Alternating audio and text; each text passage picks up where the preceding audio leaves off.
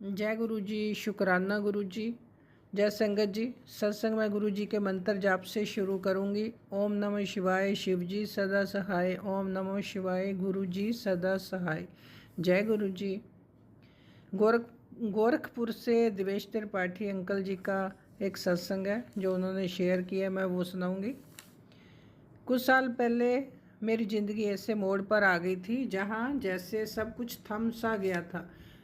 मैं एक एथलीट था। दौड़ना, ट्रेनिंग, सुबह की हवा में दौड़ते हुए खुद को बेहतर बनाना।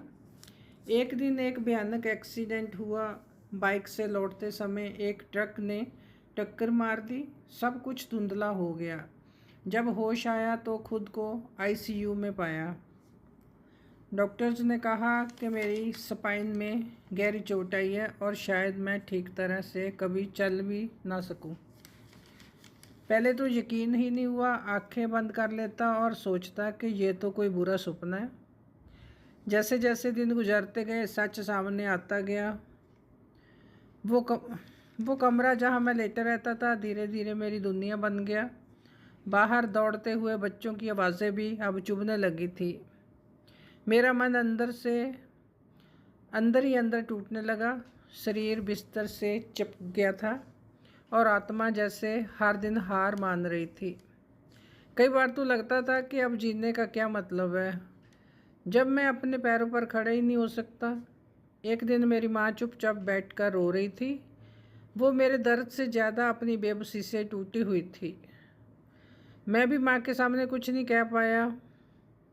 उसी शाम एक पुराना दोस्त मिलने आया। उसने मेरी हालत देखी और धीरे से कहा, गुरुजी का सत्संग सुनो, बस सुनो, समझो नहीं। शुरुआत में थोड़ा अजीब सा भी लगा। ऐसे लग रहा था कि जैसे सब बेकार है। लेकिन एक दिन यूट्यूब पर गुरुजी का सत्संग चलाया। पहले तो कुछ समझ ही नहीं आया कि क्या कह रहे थे। दिल तक नहीं पहुंच रहा था वो बात। फिर एक दिन एक लाइन ने मुझे जैसे झंझोड़ी दिया, और जहाँ दवाई काम नहीं करती वहाँ दुआ चलती है। जय गुरु जी। उस दिन के बाद कुछ बदल गया। मैंने हर रोज़ गुरु जी का नाम लेना शुरू किया। भले ही शरीर हिल नहीं पा रहा था, लेकिन मेरे दिल को पूरी तरह गुरु जी को समर्पित कर दिया था। रोज़ दिया जलाकर प्रार्थना करता, अगर चलना आपकी कृपा से हो सकता है तो मुझे फिर से खड़ा कर दीजिए गुरु जी। फिजियोथेरेपी चलती रही। दर्द होता था, बहुत होता था। अब वो दर्द भी गुरु जी की मर्जी लगने लगा था। मेरी माँ भी सत्संग सुनने लगी और मुझे भी सुनाने लगी। कभी कभी तो ऐसे लगता था कि गुरु जी मेरे पास ही बैठे हैं, मेरी पीठ पर हाथ रखकर कह रहे हो, बस थोड़ा और, मैं हूँ ना। जय गुरु जी। महीनों बीत गए। छोटे छोटे बदलाव महसूस होने लगे। उंगलियां हिलने लगी, फिर पैरों में थोड़ी हरकत आई। डॉक्टरों ने कहा कि ये तो चमत्कार है, लेकिन कोशिश मत छोड़ना। फिर एक दिन डॉक्टर ने कहा कि तुम थोड़ा थोड़ा चलने की कोशिश कर सकते हो। वो शब्द मेरे लिए किसी वरदान से कम नहीं थे। पहली बार जब मैंने 2 कदम चलने की कोशिश की तो ऐसे लगा जैसे मेरी दुनिया फिर से नई हो गई हो। जय गुरु जी। मैंने रुकना नहीं चुना, धीरे धीरे चलना शुरू किया। फिर फिजियो के बाद दौड़ने की ट्रेनिंग ली। शरीर दर्द करता था, लेकिन आत्मा हर दिन मजबूत होती जा रही थी। गुरु जी के आशीर्वाद से मेहनत रंग लाने लगी। फिर एक दिन मैंने स्टेट लेवल मैराथन में हिस्सा लिया। जिस शरीर को डॉक्टर्स ने बिल्कुल बेकार मान लिया था, वही शरीर गुरु जी की कृपा से फिर दौड़ रहा था। उस दिन जब मैं फिनिश लाइन पार कर रहा था तो आंखों में आंसू थे, लेकिन वो आंसू दुख के नहीं थे, वो शुक्राने के थे। उस दिन समझ आया कि गुरुजी सिर्फ शरीर नहीं, आत्मा को भी उठाते हैं। जय गुरुजी। गुरुजी ने मेरे टूटे हुए सपने को फिर से सांस दी। अब जब मैं दौड़ता हूँ तो सिर्फ अपने लिए नहीं दौड़ता, मैं उस विश्वास के लिए दौड़ता हूँ जो गुरुजी ने मुझे दिया। गुरु जी की कृपा के लिए दौड़ता हूँ, जो हर टाइम मेरे साथ दौड़ती है। आपने मुझे सिर्फ चलना ही नहीं सिखाया, आपने मेरे विश्वास को भी जीना सिखाया। आपने मुझे ये यकीन दिलाया कि जब सब कुछ बंद लगे तो एक दरवाज़ा खुला होता है और उस दरवाजे पर आपका नाम लिखा होता है। जय गुरु जी, शुक्राना गुरु जी। अगला सत्संग चंडीगढ़ से सिमरन आंटी का है। आंटी जी कहती हैं, जय गुरु जी, शुक्राना गुरु जी, जय संगत जी। मैं सत्संग को गुरु जी के मंत्र जाप से शुरू करूंगी। ओम नमः शिवाय, शिव जी सदा सहाय। ओम नमः शिवाय, गुरु जी सदा सहाय। जय गुरु जी, जय संगत जी। गुरु जी, मैं एक अकेली माँ हूँ। कुछ साल पहले मेरे पति हमें छोड़कर चले गए थे। उस समय मेरी बेटी 3 साल की थी। उस दिन मेरे जीवन में गहरी खामोशी उतर आई थी, जैसे सब कुछ खत्म हो गया हो। ना मेरे पास कोई नौकरी थी, ना कोई कमाई का जरिया, और सबसे बड़ी बात, ना कोई ऐसा था जिसको मैं अपना कह सकूं, जिनसे अपने दिल की बात कह सकूं। बस मेरी गोद में एक नन्ही बच्ची थी, जिसकी बड़ी बड़ी आंखें हर दिन एक ही सवाल पूछती थी, माँ सब ठीक होगा ना। हर दिन डर से भरकर उठती थी और रात को आंसुओं की लोरी से खुद को सुलाती थी। दूध के लिए भी पैसे नहीं होते थे। कई बार खुद भूखे रहकर बच्ची के लिए खाना जुटाया। मकान भी अपना नहीं था, घर का किराया चढ़ता जा रहा था। आसपास की दुनिया दूर होती जा रही थी। रिश्तेदारों ने भी बात करनी बंद कर दी थी। किसी को मेरी चिंता नहीं थी और मैं खुद को टूटने से बचाने की कोशिश कर रही थी। एक दिन थक कर मैं काम की तलाश में निकल पड़ी। उस दिन जेब में सिर्फ 10 रुपये थे। रास्ते में एक मंदिर देखा, जहाँ से गुरु जी के भजन की आवाज़ आ रही थी। ना कोई योजना थी, ना ही कोई वजह। फिर ऐसे लगा जैसे किसी ने हाथ पकड़कर अंदर खींच लिया हो। मैं उस मंदिर में चली गई। अंदर जाकर एक कोने में बैठी रही और भजन सुनने लगी। उस टाइम मन बिल्कुल खाली था, लेकिन दिल भर आया। आंखें बिना वजह बहती रहीं, अंदर से जैसे कोई कह रहा हो, मैं हूँ ना। जय गुरु जी, तू अकेली नहीं है। उस दिन के बाद सारा कुछ ही बदल गया। मैं हर रोज़ वहाँ जाने लगी। कोई बड़ी मांग नहीं रखती थी, बस दिया जलाकर गुरु जी से एक ही बात कहती, गुरु जी आप ही मेरे साथ रहना। मन हल्का लगने लगा, पर अभी भी समस्या तो थी, पर उनके सामने खड़े होने की ताकत आने लगी थी। अब डर कम होने लगा था। कुछ हफ्ते बीते। एक दिन फ़ोन आया, किसी एनजीओ से कॉल थी। उन्होंने कहा कि वो महिलाओं को ट्रेनिंग देकर रोज़गार देते हैं। पहले तो भरोसा ही नहीं हुआ, लेकिन इंटरव्यू दिया और कुछ ही दिनों में नौकरी लग गई। काम था पैकिंग का। पहली बार बेटी को दूध पिलाते हुए आंसू नहीं निकले, बल्कि मुस्कान आई। बेटी का स्कूल 2 साल से बंद था, अब फीस दे सकी और वो स्कूल जाने लगी है। उसके चेहरे की मुस्कान देखकर लगता था जैसे मेरी रूह को नई जान मिल गई हो। उसके स्कूल के पहले दिन गुरुजी के सामने बैठकर हाथ जोड़कर मैं बैठ गई। चुपचाप रोई थी। वो खुशी के आंसू थे। मैंने कोई शब्द नहीं बोला। मेरी चुप्पी में ही मेरी श्रद्धा थी। अब धीरे धीरे आगे बढ़ने लगी। मैंने खुद भी कई नई चीज़ें सीखी। मैंने कंप्यूटर सीखा और ऑनलाइन ऑर्डर लेना सीखा। जो भी सीखा गुरुजी के सामने बैठकर किया। कभी डर लगता तो गुरुजी की तस्वीर देखती, ऐसे लगता जैसे कह रहे हो तू बस चलती रह, मैं हूँ ना पीछे। अब मैं और मेरी बेटी बातें करते और हंसते हैं, छोटे छोटे सपने देखते हैं, अपना घर, एक स्कूटी, बेटी का कॉलेज। जब भी मुश्किल आती है तो मन कहता है कि गुरुजी सब देख रहे हैं, सब ठीक करेंगे। और सच कहूँ, अब मैं अकेली नहीं हूँ। मुझे हर वक्त एहसास रहता है कि कोई शक्ति मेरा हाथ थामे हुए है। गुरुजी ने मुझे उस गहराई से उठाया जहाँ से मुझे लग रहा था कि अब ऊपर आना मुमकिन नहीं। उन्होंने मुझे सिर्फ रोजगार ही नहीं दिया, मेरा आत्मसम्मान भी वापस किया। उस टूटे हुए भरोसे को फिर से जोड़ दिया जो कभी खुद पर था। गुरुजी ने आपने मेरे आंसू देखे हैं, मेरे दिल की आवाज़ सुनी, मेरी खामोशी को समझा। आपने मेरी बच्ची के लिए माँ को मजबूत बनाया। आज भी जब मैं मंदिर जाती हूँ, दिया जलाती हूँ, बस दिया जलाते वक्त बस एक ही बात कहती हूँ, शुक्राना गुरुजी, क्योंकि आपने मुझे सिर्फ सहारा नहीं दिया, आपने मुझे फिर से ज़िंदा किया। जय गुरुजी, जय संगत जी। गुरुजी सारी संगत पर ऐसे ही मेहर बनाए रखना जी। अब मैं अपना शुक्राना सत्संग यहीं विराम करती हूँ मंत्र जाप से। ओम नमः शिवाय, शिव जी सदा सहाय। ओम नमः शिवाय, गुरु जी सदा सहाय। जय गुरु जी, शुक्राना गुरु जी। अगला सत्संग कानपुर से है, सौरभ शर्मा का। सौरभ शर्मा अंकल जी का। अंकल जी कहते हैं, मेरी ज़िंदगी कुछ साल पहले बहुत कठिन मोड़ से गुजरी।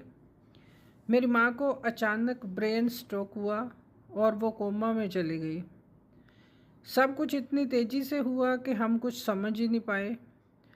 डॉक्टरों ने माँ को आईसीयू में भर्ती किया और कुछ घंटों के अंदर ही कह दिया कि इनकी हालत बहुत नाजुक है, कोई उम्मीद नहीं है, जो करना है जल्दी कीजिए। उस पल ऐसे लगा जैसे ज़िंदगी के सारे रंग एक ही पल में उड़ गए हों। मैं जैसे सुन्न हो गया था। माँ की आवाज़, उनकी मुस्कान और मुझे देखकर आशीर्वाद देना सब याद आने लगा। एक झटका ऐसे लगा जैसे ज़मीन पैरों के नीचे से खिसक गई हो। घर में मैं ही एकमात्र कमाने वाला था और अब माँ की देखभाल, अस्पताल का खर्च, दवाइयाँ, रिपोर्ट और ऊपर से घर चलाना सब एकदम मेरे सिर ऊपर आ गया था। हर रात हॉस्पिटल के बेंच पर बैठकर मैं आसमान की ओर देखता और चुपचाप रोता। मुझे नहीं पता था कि इनसे क्या मांगूं। एक तरफ माँ का जीवन, दूसरी तरफ मेरे कंधों पर भारी बोझ, डर ऐसा कि सांस लेते वक्त लगता था जैसे कोई सीने पर पत्थर रखे बैठा हो। ना खाने का मन करता था, ना किसी से बात करने का। नींद भी जैसे डर के साए में खो गई थी। उसी वक्त एक रात जब हर तरफ से हार मान चुका था तो एक बुजुर्ग बाबा मेरे पास आकर बैठे। उन्होंने मुझे गौर से देखा और पूछा, बेटा बहुत परेशान लगती हो, क्या हुआ? मैंने बस सिर हिला दिया। उन्होंने मुझे चुपचाप एक चाय दी और बोले, गुरुजी के बारे में सुना है कभी? मैं थोड़ी देर चुप रहा और फिर मना कर दिया कि मैंने नहीं सुना। फिर बाबा जी ने मुझे फ़ोन पर एक सत्संग भजन सुनाया, तेरी रहमतों का दरिया बहा दे गुरुजी। वो आवाज़ जैसे मेरे सीने में उतर गई, आंखें खुद ब खुद नम हो गई। उस भजन में कुछ था, कुछ ऐसी शक्ति जो शब्दों से परे थी। पहली बार मैंने किसी अदृश्य शक्ति के सामने मैं अपना सिर किसी अदृश्य शक्ति के सामने झुका दिया। उस दिन पहली बार गुरुजी को दिल से याद किया, कुछ नहीं मांगा, सिर्फ यही कहा कि आप अगर हो तो मेरी माँ को संभाल लीजिए।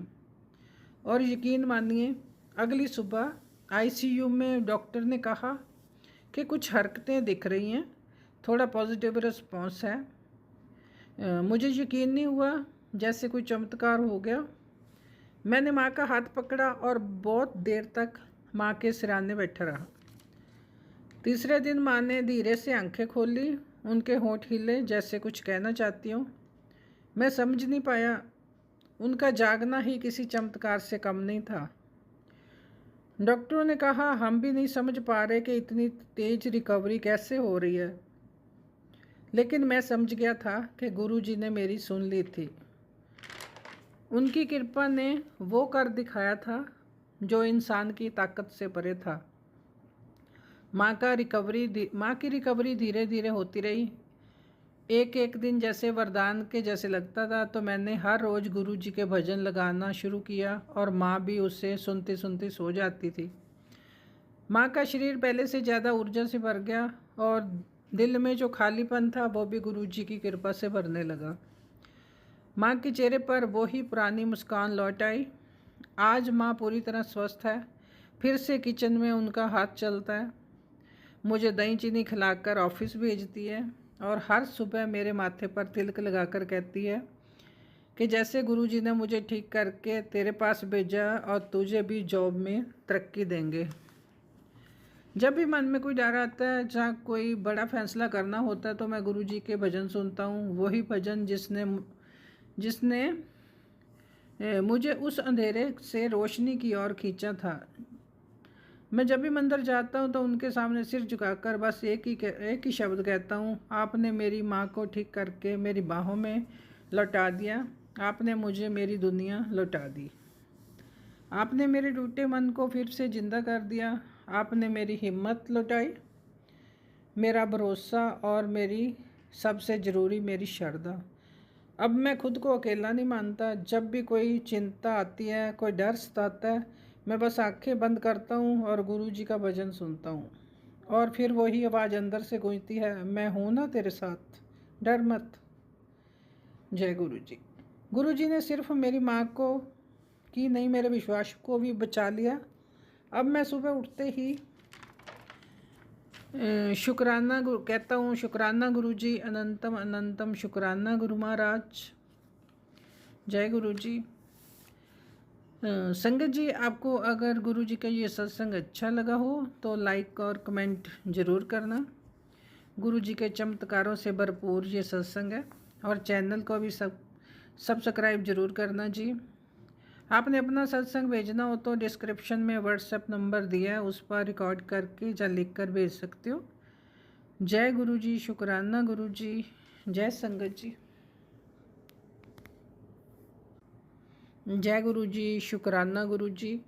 जय संगत जी। सत्संग में गुरुजी के मंत्र जाप से शुरू करूंगी। ओम नमः शिवाय, शिवजी सदा सहाय। ओम नमः शिवाय, गुरुजी सदा सहाय।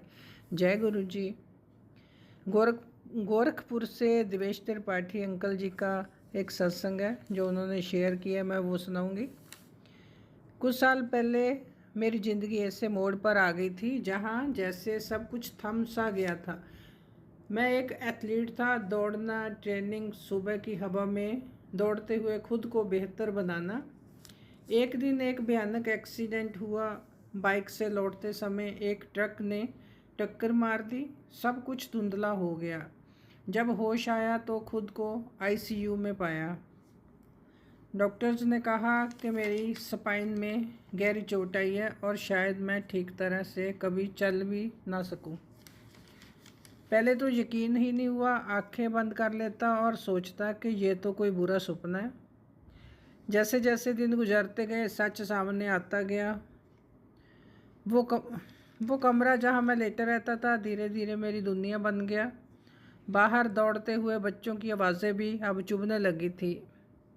मेरा मन अंदर ही अंदर टूटने लगा। शरीर बिस्तर से चिपक गया था और आत्मा जैसे हर दिन हार मान रही थी। कई बार तो लगता था कि अब जीने का क्या मतलब है, जब मैं अपने पैरों पर खड़ा ही नहीं हो सकता। एक दिन मेरी माँ चुपचाप बैठकर रो रही थी। वो मेरे दर्द से ज़्यादा अपनी बेबसी से टूटी हुई थी। मैं भी माँ के सामने कुछ नहीं कह पाया। उसी शाम एक पुराना दोस्त मिलने आया। उसने मेरी हालत देखी और धीरे से कहा, गुरुजी का सत्संग सुनो, बस सुनो, समझो नहीं। शुरुआत में थोड़ा अजीब सा भी लगा। ऐसे लग रहा था कि जैसे सब बेकार है। लेकिन एक दिन YouTube पर गुरुजी का सत्संग चलाया। पहले तो कुछ समझ ही नहीं आया कि क्या कह रहे थे। दिल तक नहीं पहुंच रहा था वो बात।